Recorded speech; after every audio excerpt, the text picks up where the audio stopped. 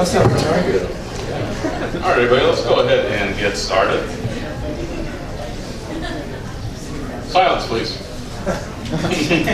Hi, everyone, and welcome to Let's Talk About Video Games, or everything you ever want to know about video games, but we're afraid to ask. This is your opportunity to speak with individuals that have done things besides just play video games. First off, to my right, we have the founder and editor-in-chief of San Antonio's #1 video game website, Oscar Gonzalez, the man who puts the OG in originalgamer.com. That's me. To my left, the founder and co-owner of Ultra Arcade. He has several years of marketing promotion experience in the video game industry and has run fighting game tournaments in San Antonio for the last 7 years and is very involved with the local fighting game community. Brandon Alexander. Come on down.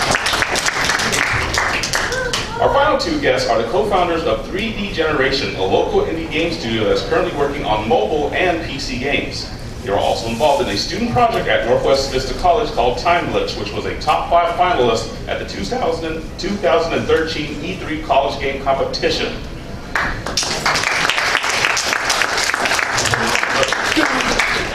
First, we have Victoria Sertich, who is the 3D 2D artist for 3D Generation. She was creative director and lead 3D artist for the Time Glitch project. And next to her is Joe Guerra. Sorry. Next to her is Joe Guerra, who is the programmer at 3D Generations. He was the producer, lead programmer, and technical artist for Time Glitch. And without any further ado, let's go ahead and get started. Our first question is for our developers who have already released a few games onto iOS and Android. You can download them now, actually, or after the panel, preferably. What I'd like you folks to do is tell us about your current projects. What are you doing? What are you working on? What would you like these nice people to buy from you in about a few months? Well, currently we're working on our first PC thing, so we kind of switched over from mobile into PC, and currently we're working on a horror game, so it's going to be like a horror survival first person. We're hoping to get the demo out by the end of the year, and we'll have a Kickstarter and Steam Greenlight, and if you want to kind of keep up with that, you can go to our website, so that's 3d-generation.com, and then you can go to the blog, and I'll be trying to blog about it, so if anybody likes horror games and you want to see something cool, you can let us know what you want to see from a horror game. And we have a lot of cool ideas for it, so if you're like fans of like Amnesia and Outlast, kind of going towards that kind of thing. Our most recent blog post talks a little bit more in depth about the project, so if you want to check that out, it's really cool. If you guys need to get a little bit closer to the mic. So it'll be like, the kind of game where you can't defend yourself, lots of interactivity, different types of monsters so that you can't, being hunted and stuff like that. So, anything else? And then we've got 2 mobile games out, Floaty Pug and Super Asteroid Dodge. Yeah, so once again, check those out or at the App Store or the Android Google Play Store. Okay. And also, if anybody has any questions for anybody up here, raise your hand, let us know. This is a 2-way conversation. Okay. Moving on. Oh, there's a guy over there in the back. We didn't hear anything you just said. Oh, we are so sorry. Is that better? Yes. All right, thank you guys. Can you hear me? She's a little bit more quiet. Hello, I'm sorry. Scream, just screaming. Okay, I just have to talk loud, I guess. Sorry, guys. Well, head on over to 3d-generation.com/blog, and you can read more about what we've got in development. We're always adding more content there. And right now we're working on a horror game, so check that out. And ask more questions later if you didn't hear and want to hear more. Yeah, so, just to explain the setup, Eduardo's going to ask a question, we can do follow-ups, but then at the end we're going to have a QA, so you guys can feel free to ask us whatever question that we didn't cover. So, and then also, in case you guys just came in, we're going to give away some games at the end of the panel. I got a few games here: BioShock Infinite, Sonic Lost World. So I'm going to give away 2 games. Just make sure to hold on to your ticket, and we'll go from there. We also have skins for Killer Instinct if you have Killer Instinct on the Xbox One. Okay, Eduardo, back to you. Okay, moving on. Next question is for Brandon. What was the biggest challenge that you faced when you were starting Ultra Arcade? Finding a location? Yeah, I were was you- gonna were say you not sure the about hardest thing to find, because when it comes to arcades, like it's the overhead that always holds the arcades back. So finding the location was definitely the hardest part, because I wanted to keep it in central San Antonio, like basically next to North Star Mall. And we just lucked out, like last minute, like in I think it was January, we found a place, and it was just perfect. So basically, other door? we can actually make profit off the $5 all-you-can-play aspect. So I think the biggest challenge was finding the location, because it's very important for all the players, because San Antonio is such a big city, and for all we got gamers for that come from Stone Oak, from like the south side or west side or wherever you're from. But yeah, we get like everybody from around town. So the fact that it's in the middle, we got a bus station right in front of it. It's very convenient for the players and affordable too. So that's pretty much So it. finding the place was the hardest thing. Yeah, it was like I went to like 5 different locations that were like in the Park North area, and it was like $5,000 a month for like a place that is smaller than this. And I was like, oh, mother of God, I cannot do that. So. But this place, it's in a very good area, very nice neighborhood. It's in Castle Hills, that area, so it's very You nice. just have to deal with the Castle Hills cops. Oh yeah, I always get I always get pulled Yeah. over. Always get pulled over from pulling out of the arcade like at 2 in the morning. Like, what are you doing over here? I own this place, bro. Like, whatever. So That's Castle Hills for you. yeah, no, it's Or even white people are. yeah, they're like, you don't look like you live here. I'm like, I'm Yeah, white. you went. I was like, for a Hesgard, man. This is right. Yeah, come on, man. Awesome. All right, moving on. Our next question, if there aren't none from the audience, is going to be for Oscar. THQ went out of business last year. Do you think that we're due for a shakeup among the big developers with the indies, rising and all that good stuff? Well, the shakeups are happening. It's right now. I've been calling it a correction with the Wii. When the Wii sold way too much, way too fast, and too many developers were able to sort of cash in on that. And then they all started trying to work out for the Wii. And at 2010, everybody sort of realized, I don't need the Wii anymore. I'm done playing tennis and bowling. And so all these THQ was a big problem because they developed a whole tablet for the Wii. And because everybody stopped buying stuff for the Wii, the tablet went under and they went under. Right, the U-Draw. It's was the tablet. just constant. Basically, in 2010, there wasn't a market that supported 200 million consoles.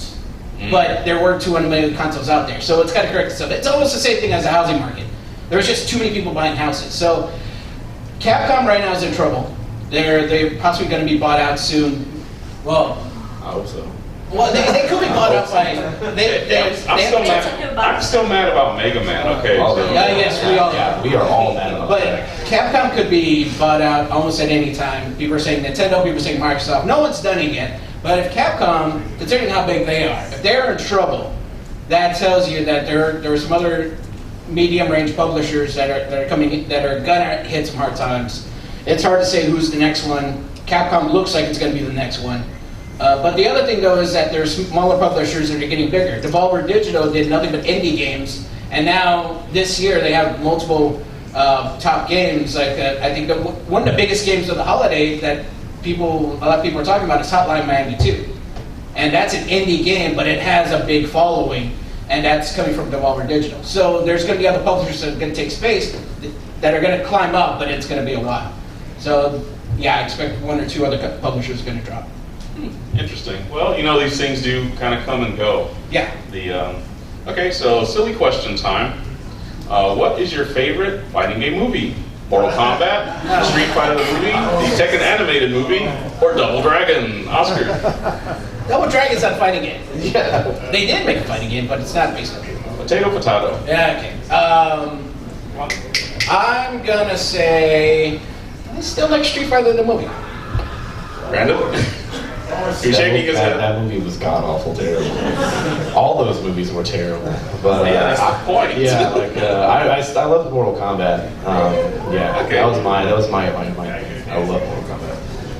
Next. It's been a few years, but I think Mortal Kombat, I like that one. Let's go. I was going to say Mortal Kombat also. Hell yes, your body Street Fighter. Hey, it's just, you know, Raul Julia, come it on. was Raul Julia's last performance. Respect him, okay? Respect. The movie that killed him. Thanks for that, Chris. Thanks a lot. All right, moving on to our next semi-serious question. This one's for our developer folks. What do you think of the idea of early access? This is where people pay money to play a game while it's being developed. This is not even beta stuff. This is, we have something you can try out and get feedback and all that good stuff. What do you think of that idea? I think like most things, it could be used for good or evil, but I think it's used a lot of times for like evil. So like a lot of companies will draw out. But I get the idea where they want people to pitch in to make a better game and to also experience the development process. But I think you have to have a very specific type of game for it to really work out. Because like for example, our horror game, it wouldn't make any sense for us to ever do anything like that. Because for early access, for a horror game, it wouldn't make any sense. You would just see the game before it was scary, and you know it's only good one time really. So it depends on the type of game. I think also one of the hardest things about making games is finishing them. So I think when you get that early access, it's easier to not finish, you know, because you're stuck in this process where it's still not done yet. So that's my opinion. So, something like feature creep, where let's add this to the game. Let's add this to the game. Yeah. You know, and you don't never get to a point where you stop and say, okay, this is 1.0, we're done. You know, release the hounds. Yeah, you gotta have a really strong schedule to actually finish. Yeah, Because it's like Mighty Project number 9. They asked for 900,000. They got 3.4 million, and now they're asking for more money. They're like, we still want to put more stuff in there. Just release it already. Yeah, for real. I know it's a new Mega Man, but they're still constantly like, yeah, there's still stuff. What? You got the Robot Masters. That's all we want. Yeah, what's the line from Aliens? All I need to know is where they are. Okay, Brandon, you recently... question. Are you still hearing us okay? Yes, I have an actual question. Okay, making sure. All right, so on the topic of early access, kind of, what is your opinion on the economic model that Metal Gear Solid has done with the fans demanding Ground Zeroes releasing a game before the actual game, kind of type thing? What is your personal opinion as a developer? How does that really set up? I'm not really familiar with it, so I don't know. I can say, I'm not a developer, but I did play it. I mean, it's considering it can be beaten in about 15 minutes. I put it this way: it's paying for a demo, but it's paying for a good demo that people would enjoy. And people paid money for the Halo 3 beta. They paid money for Crackdown. You know, for the Metal Gear Solid 2 demo, they paid money for Zone of Enders. It's kind of been done before. This is a little bit more blatant. Gran Turismo? Yeah, They have, the prologue. Yeah. So I don't like it that much, but it's designed for the fans. You know, you got to go in there saying, hey, this is for the people that really want to play this level over and over and over and over and over again. Any insight? Anything else to add to that? Or No. Okay. Well, something to think about, as things move along. Okay, now we go to Brandon. You recently hosted a major fighting game event, the Curly Mustache South. Yeah. What did it take to make that happen? Because your facility had only been open for about a month or so, right? Oh, yeah. When that came along? Yeah, basically I've been to so many tournaments for the past 17 years, and I've ran into the Yipes multiple times. And Who's Yipes? Just explain it to me. Oh, Yipes. Yipes is one of the biggest faces of Marvel vs. Capcom. I don't know if you guys play that game competitively, but he's a super hype man. He gets people crazy. He's like an awesome. I guess he's Dominican or black. He's just hilarious. All right, he's really awesome. He's a big fighting game personality. Yeah. He's like a face of that game. So, but I was playing Mortal Kombat. That was my game when I was growing up as far as playing tournaments. And the only game that had tournaments was Ultimate MK3, and that was the only one that I played. And basically, where that tournament was going down, there was a Marvel 2 tournament always going down, and he was always just screaming in people's faces, and he was awesome. And I was really young, so I'm like, oh my god, that guy's gonna kill that kid. Yeah. But we ended up being real cool, and we actually parted ways since Mortal Kombat kind of died as far as the competitive side. And then when he saw that Ultra Arcade sprouted out, he basically hit us up, and his girlfriend was actually from San Antonio. Yeah. So she already knew Kyle and myself, and she didn't know David yet, who's the other owner of the Ultra, by the way. So basically we just kind of said, hey, we should probably do something like that down here in the South to kind of like give the city, some top level play, basically, because a lot of the top players look past San Antonio, Texas, and I think that having this event would be real great, and it turned out really, really amazing. So yeah, it's an invitational where Yipes himself personally invites the players that he thinks are good enough. So it's not for everybody. And they had some. I think we had the last year's Evo champion. Yeah, Flocker. Yeah, it's the invitational, man. It's exclusive to certain states when it's the South. So obviously like Florida, all those other states and Texas. And so, but yeah, it was. We were all real nervous because our arcade's only like 1,500 square feet. I was like, oh god, he invited 150 people to this tournament. I was like, but we ended up getting a tent outside with a projector, and it was just really awesome. So cool. We do have another invitational coming up too. It's a Killer Instinct invitational. So we will have Justin Wong, PR Rog, all the top players for that coming down to Ultra Arcade. So if you've ever been into meeting those top players, you can meet them.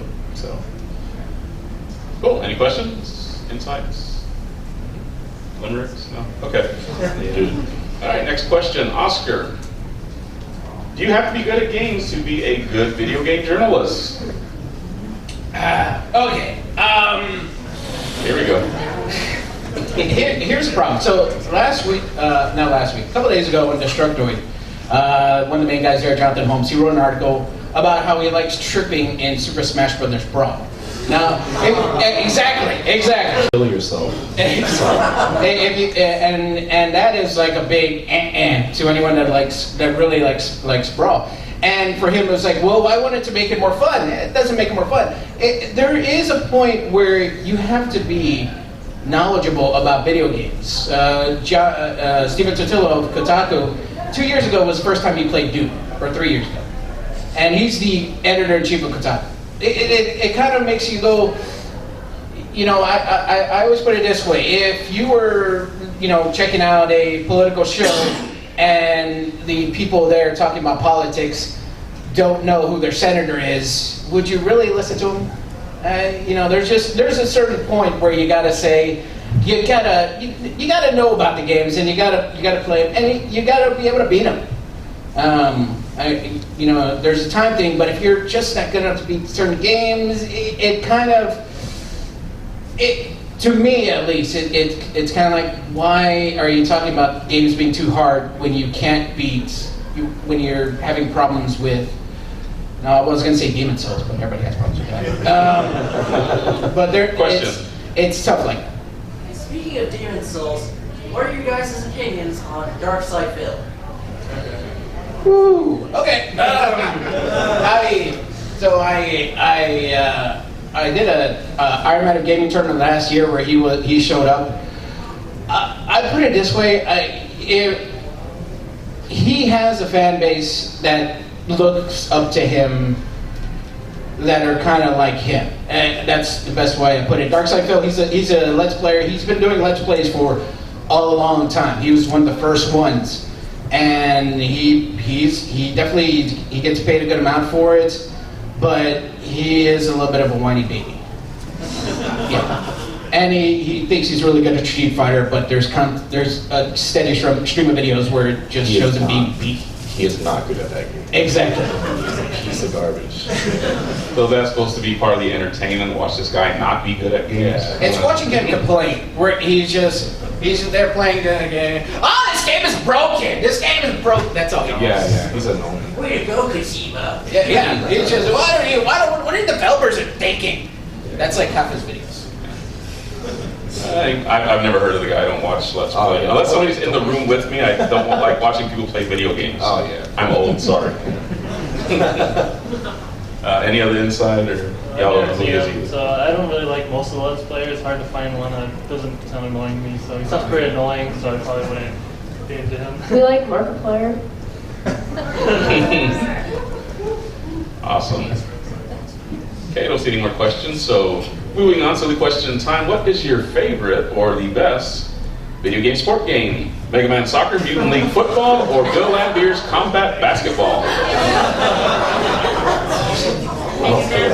Oscar? I'm going to say Mutant League Football because I always love the special play where you kill the quarterback. And you can do it twice and you win the game. I know the Dallas fans are rooting for that one, right? Yeah, I'm a Dallas fan. I'd have to go with Mega Man Soccer because I think it was the last game he was in. The original Mega Man, I couldn't get into X. Legends was cool. I love Legends. But moving on. I've never played any of those games. I've never been a sports fan as far as games go. But they're not real sports. Yeah. I mean, Mega Man. Look at. I probably play that game. That Mega Man Soccer. Oh, there you go. We should make a stream. Let's play that. Old school. Yeah. Old school solitary. I'll say Jock's over there and we're over here. Yeah. I'll say basketball because Spurs. Good answer. I go with Mega Man because Mega Man. Hey, there you go. You know. All right, moving on to next real question. If you could only pick one distribution platform developers, which one would it be and why? And I'll give you a list. Xbox Live, PlayStation Store, Nintendo eShop, Steam, iTunes, or Google Play. Steam. That was easy. Now, is it just that the large user base of Steam, you know, the fact that Steam users are more likely to throw money at things, which is always good if your business is selling games? Yeah, I like PC because it's kind of the most flexible, and I like Steam because they have such a large user base and their sales and stuff. I think a lot of people go there for the PC games. So Yeah, I mean, half my Facebook goes nuts whenever the Steam Winter sales, the summer winter sale. sale comes. Like, oh my god! It's like, I'm sorry, I don't play games anymore. You know, on my PC anyway. You know. Veronica, anything to add to that? Or? I'm good. Steam for me. They agree, it's Steam. So, yeah, everybody loves Steam. Yeah, sorry, Raymond. So. Okay, Brandon. Oh, question. Actually, kind of on that topic, first off, thank you to the developers for actually treating PC with respect. I am a PC gamer. It's the console that I picked. I spent a lot of money on it. My question is, do we see a future where AAA developers actually treat the PC with respect? Or are we going to keep living in a world where you have to hack the game to get the E3 demo graphics, for example? Just to repeat for the folks in the back, the question is, when are AAA developers going to start treating the PC side with a little more respect than they have as of late? I personally kind of think that consoles are going to die out eventually. So I feel like in the future it'll probably be more about PC, or at least a device that plays games, all the games, not like, like if you buy a DVD, you could play it on any DVD player. You don't need like a Sony DVD player, or you know what I mean? Like, so yeah, something like that. I think it's starting to happen more. Like I know TrendyNet, they're doing Dungeon Defenders 2, and they're focusing more on PC instead of console. And I have another example, but I forgot it. But yes, I think it's kind of happening, and PC is the best. Well, the other thing too is they don't really make game boxes anymore. I mean, even Nintendo, the Wii was just, for the most part, a game box. You bought it to play games. Now we're bolting on all this TV stuff and all this video stuff and all this app stuff. It's like, I just want to play games. Yeah. Well, yeah, but I mean, look at our phones. Same. Yeah. I have a Who uses their phones to call people anymore? I tweet all day. I still call people. I know. He's probably got a flip phone. I gotta say, regarding the question though, there's still so many AAA games that do have big issues. I remember when Skyrim came out, it was like days before people could play it properly. And it's a matter of people voicing their opinion when it happens, because it's frustrating. I mean, it's the patches that they have to do on day one for a lot of PC releases are just crazy. So as long as people complain about it, I think we're going to get around to fixing it, but it's going to be a while. And I think there's someone in the back. Yes. Just railing off of those is your favorite publisher and why? Favorite publisher and why? Oh, Rockstar. And I'll explain why, not just because I like Grand Theft Auto. And that's a big reason. But what I love about Rockstar is that them as a publisher, they get in there in the nitty gritty. If you look at LA Noire, if you look at, Red Dead Redemption, you're seeing their names participating in the production of the game. Like in LA Noire, that was developed by Team Bondi in Australia, but the Rockstar guys were there really producing. They were getting in there and working on the game. So they want to make sure that if they're going to release one game a year, it's going to be the best damn game they can make for that 1 year. So Rockstar. I'd probably have to go with Gearbox myself, but that's because I'm a big Borderlands fan myself. Moving on. Favorite developer? I just like anything Nintendo. So. Publisher. Oh well. Oh, publisher. Oh yeah. Sorry. Same. No, Nintendo counts. I was like, I think Nintendo has just always been like, no matter, that's my go-to. I mean, I thought the Wii sucked. I didn't like the Wii, but the Wii is pretty cool. But anything like Legend of Zelda, stuff like that, just it was always cool. So everybody else can just.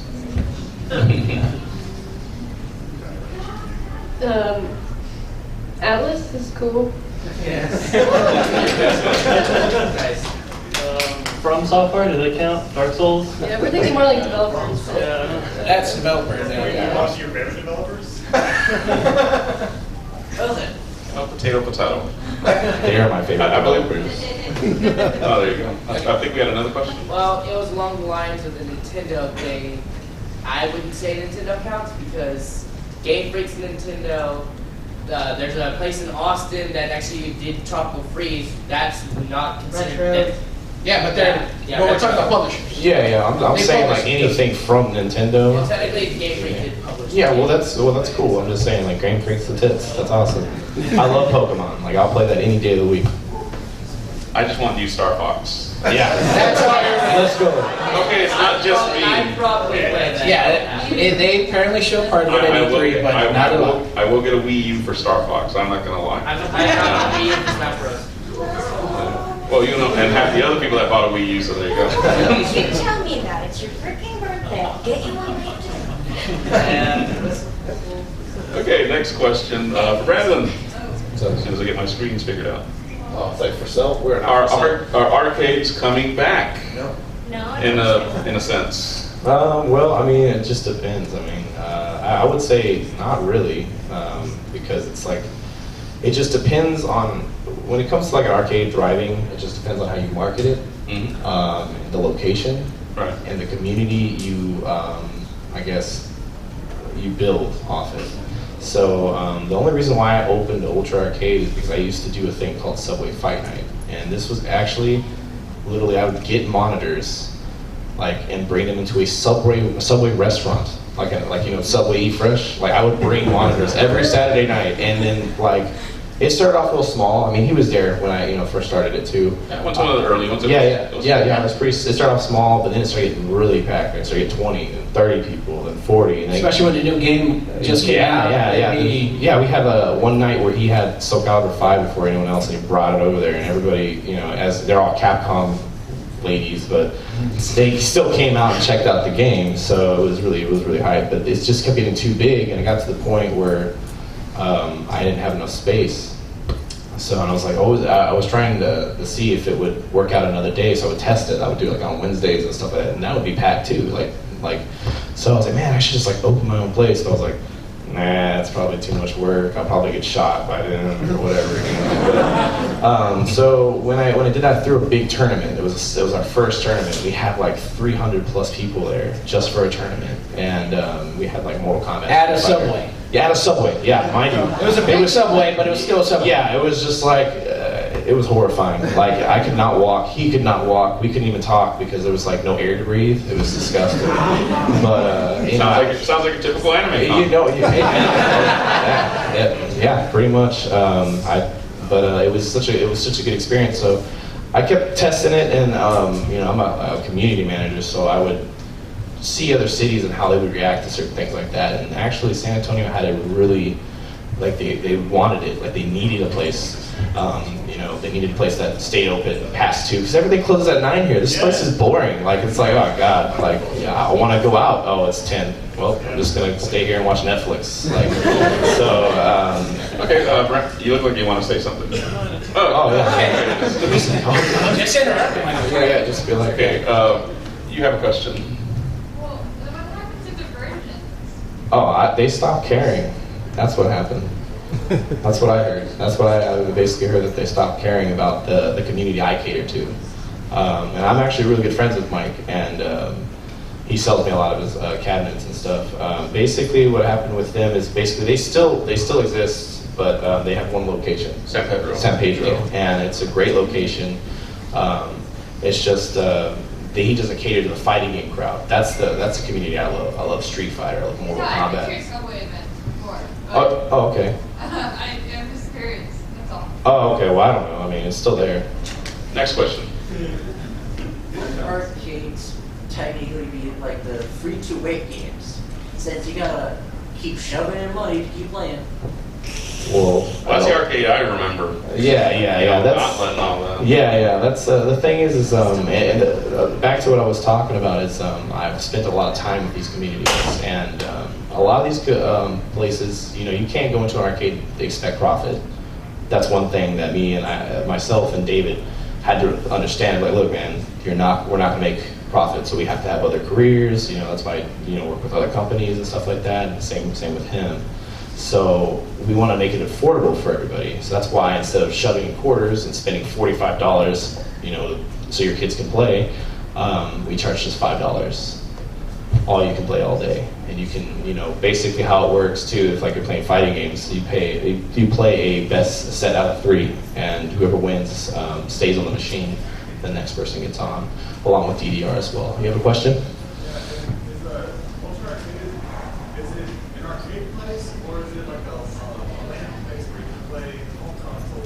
Basically, it's a mixture. It's a mixture of both. It has lots of retro cabinets like Killer Instinct 2, X-Men, all those, Old Crisis, Pac-Man, Galaga. But we also have machines for like the new Ultra Street Fighter 4, Killer Instinct, Mario Kart 8. They're basically they're run on consoles.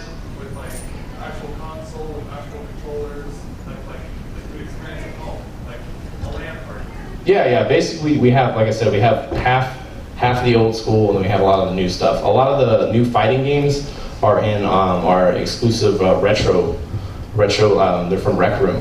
They're called extension cabinets. So we basically put consoles in there for the fighting games and have Mad Catz fight sticks up there. And you can actually it gives you the option to choose from a controller or a fight stick if you were. Yeah, if you go to the game room, he actually brought a couple dozen cabinets that have all the games. Yeah. So you can see how it is, and they're really nice looking. Yeah, and as far as other setups, I'm kind of trying to stay away from the LAN center as far as like the monitors and the computers and stuff like that. But we just keep getting all these things about League of Legends and stuff like that. So I think that once we and Riot Games is actually really supporting us. They really want us to. They're actually willing to donate machines to the arcade. So, and they're a community. They're community driven.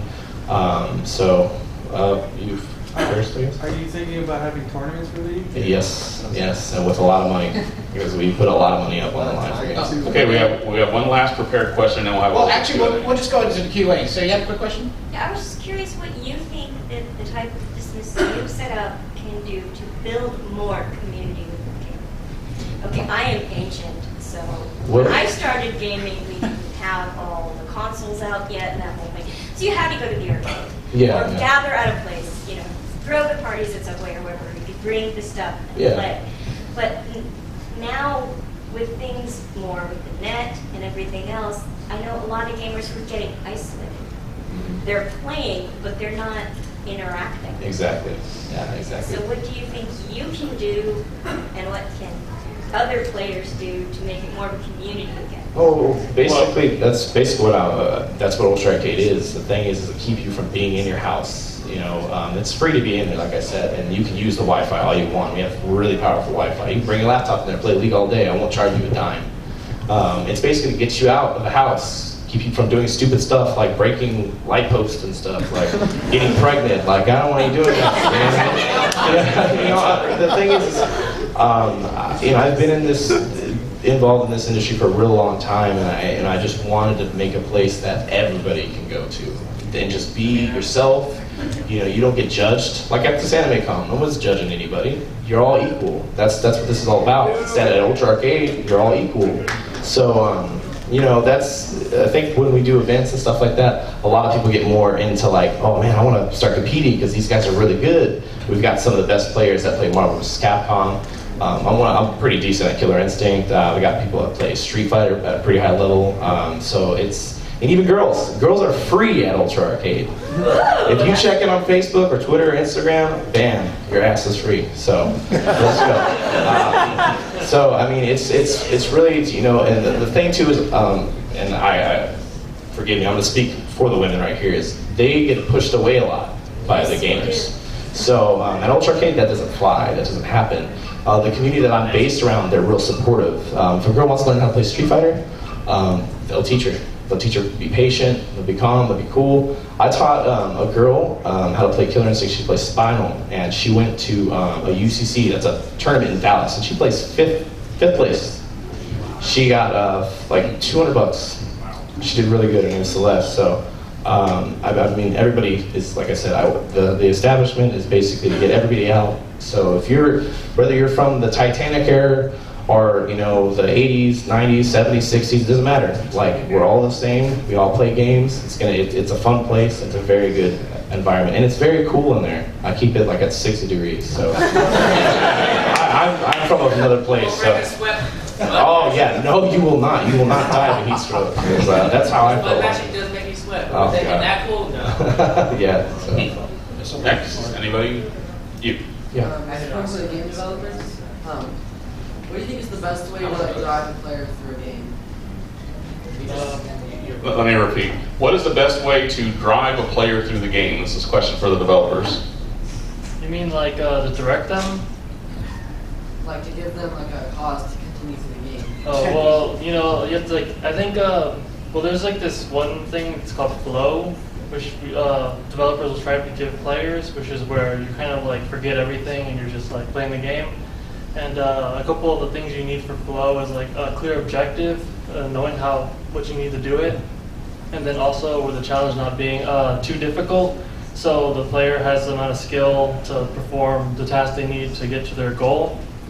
So just things like that, which I think usually, like I said, a clear goal, good, challenging gameplay that has you engaged, and things like that, like a reward for doing it, so you complete the objective, so you figure out what the next part of the story is, or you beat the game, or you're better than your friend, stuff like that. So that's, does that kind of answer your question? We have another one back over here. Do you still think that the PC gaming is the future when PC gaming, to get a PC that can play all the games you want to play, is very expensive, so it's definitely the most costly choice? It's actually not that bad now. There's a lot of websites that you can go to, and they have gaming builds for like $400 or $500, and that's the same price as the Xbox One and PS4. So, and then also there's the Steam boxes that are coming out, and those are going to vary in price. There's going to be some that are over $1,000, but there's going to be some that are going to be affordable. So it's getting there. Because developers still right now they're not even using the full power that's available. They're inching every year, but I mean, some PCs are like, I had a PC that was like 6 years old, and it still was able to run a good amount of games. Not Watch Dogs on E3 quality, but Well, then you get into the whole thing about a PC can do other things. You know, so you're not just buying a game machine. You're buying something that you can do all kinds of stuff with. Anything else? Yes. What do you think about cross-platform multiplayer, like online, playing with somebody from the Xbox if you're on the PlayStation or PC? Cross-platform gameplay was the question. I know I dig it. There's always been this whole. What was the last time somebody did it? That's the thing. There really hasn't been. I mean, right now. Was it Dreamcast? Dreamcast had Quake 3, I think it was. Yeah. Right now, the only game I think that doesn't, but it doesn't even really count. I think it's Final Fantasy 14. It does count. I played that. But it's you play against with each other. But then like the big one that was a few years ago was Portal 2. PlayStation users can play with PC users. I would like to see more of that because there are some great competitive games that that everybody wants to say, well, who's better, the PC guys or the console guys when it comes to first-person shooters. I would love to see that, but considering Microsoft the way they are with Xbox Live, and they're like, no one comes in except for us, then that's what makes it hard. Yeah, and it shouldn't be that hard because they make Windows. I mean, yeah, and PC users love having their own servers, and they're great to have. The PC gaming master race. Yeah. Energy console playing peasants. Questions? Virtual reality gaming is a question. I think we'll start with the developers. Yeah. But I think he has poked at Oculus Rift, right? Oh, yeah. We have an Oculus and it's pretty awesome. So we've tried it out and we've integrated a little bit into our game, just testing it out. I think it's really good. There's a lot of things you have to watch out for as a developer when you make a game for the Oculus. So like things like freezing the screen so the player can look around, and then if you freeze the screen on them, either through a cutscene or where they don't have control anymore, that gets people sick. Also the character walking too fast. So if anybody's tried the Oculus, you might have tried demos where you just walk really slow. So it's because moving sideways, like side strafing, and then moving at too fast a speed gets people sick. So I think it's challenging to design around it.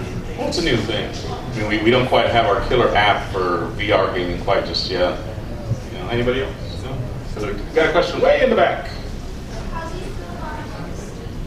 I can barely hear you. Among the Sleep?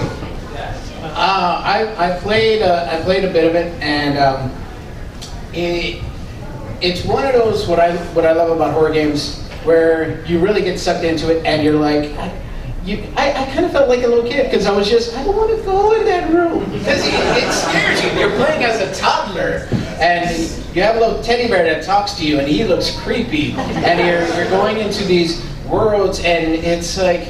And it's like, do you want to crawl or do you want to walk? You know, it just, you kind of get sucked into it. So they did a really good job. I haven't finished it, but I definitely, what I played, there were some creepy points. I'm officially weirded out. I hadn't heard of it, so. Yeah, you play as a top. Wow. And you can crawl. Well, you mean a real one, not a gamer that acts like, you know. No. Yeah. Moving on, back in the middle. What is your favorite game series and why? Favorite game series and why? Oscar? I'm gonna have to say, since it's still close to my heart, Shining Force.